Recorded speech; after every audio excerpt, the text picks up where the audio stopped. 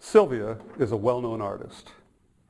She's widely respected, does beautiful art, known throughout the arts community and throughout the community in which she lives as a brilliant artist and a wonderful person. Sylvia had an opportunity to apply for a grant.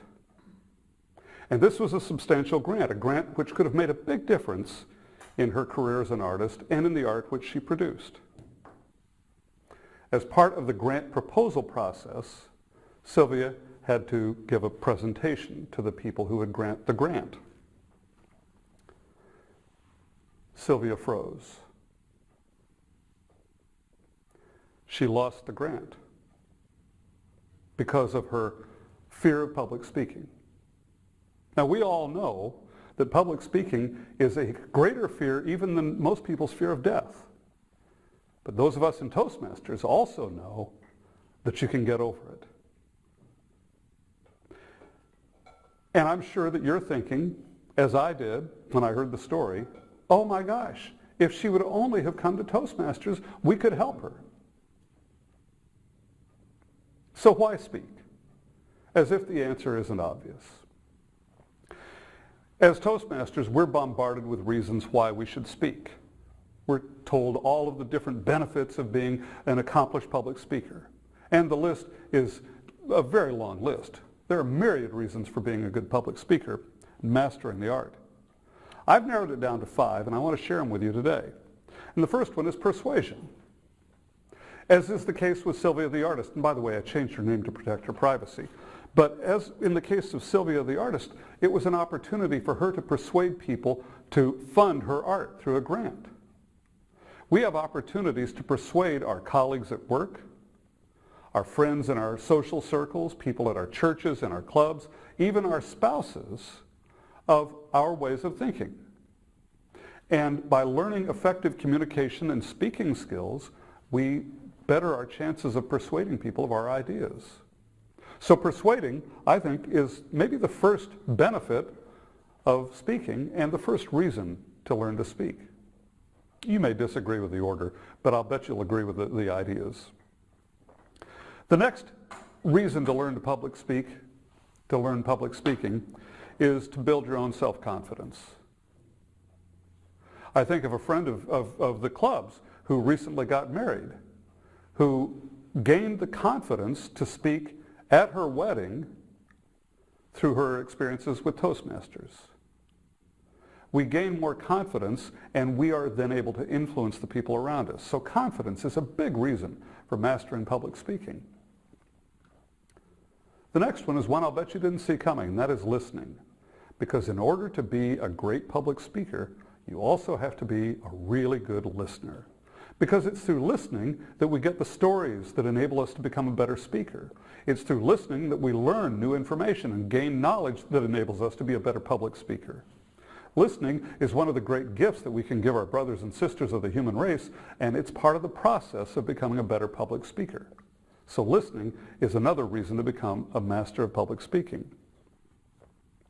Next is credibility. It's not fair, and frankly I don't think it's right, but it is real that we are an image-conscious world. And the people who can handle themselves well in front of a group, whether their ideas are legitimate or not, have more credibility than people who stutter and stammer in front of a group. It's just the reality. Like I said, it's not fair, I don't think it's right, but it is real.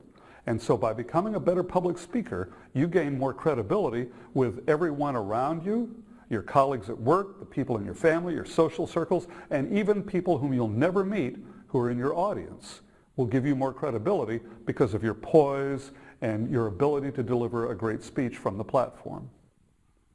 So we've talked about persuasion, we've talked about confidence, we've talked about listening skills, and we've talked about credibility. But I said there were 5 reasons to become a good public speaker. The 5th one is something I'll bet no one ever has thought about, and that is the ability to influence the world. Today, we're experiencing terribly uncivil discourse. We see name-calling and value judgments and people saying really nasty things about each other in public.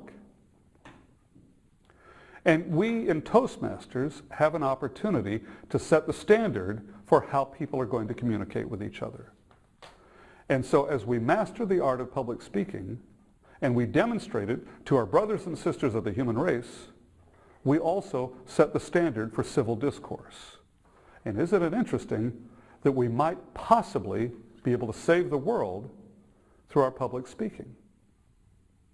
So if those are the 5 reasons to become a great public speaker, how do we do it? And I think there are 3 critical success factors in mastering public speaking, or frankly, any endeavor that we want to pursue. And the first one is the belief. You have to believe that you can do it. Now the reality is that anyone, almost anyone, I'm sure there's an exception, but almost anyone can become a better public speaker. So believe that you can do it, and then commit. Make a personal commitment to becoming a better public speaker, to doing what it takes. And it does take some work. It takes practice. And that's the 3rd critical success factor, is practice. You've got to practice just like it's a golf swing, or learning to play the guitar, or learning a foreign language, or learning anything. You've got to practice it, and as you practice it, you'll get better. And that's what Toastmasters allows you to do. It allows you to practice. Through table topics, through manual speeches, by being a speech evaluator, by being a Toastmaster, you have an opportunity to practice. So believe that you can do it. Make a commitment to yourself to become a better public speaker, and to go through the process, to work through the manuals, and actually commit to being a better speaker, and then practice. Practice over and over and over again. And when you do that, you'll never encounter a situation like Sylvia, where the world is deprived of your art because you were afraid of public speaking.